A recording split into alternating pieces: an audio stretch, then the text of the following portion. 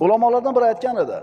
Ustida fitnalar bo'layotgan olimlardan bittasi aytadiki, agar meni qamab qo'ysa, bu men uchun xilvat. Yolg'iz qolib, birov bezovta qilmaydi, o'tirib ibodat qilaman deydi. Agar yurtimdan haydab chiqarishsa, bu sayohat deydi. Agar qatl qilishsa, bu men uchun shahodat deydi. Uchala holatda ham men foydadaman deydi. Aqlli, xushli odam ustiga kelgan makruhlarni ham o'zini foydasiga nima qiladi? O'zgartirib oladi. Birodar, har qancha yomon ahvolga tushib qolmagin, mana shundan ko'ra qiyinroq holatdan bo'lishi mumkin.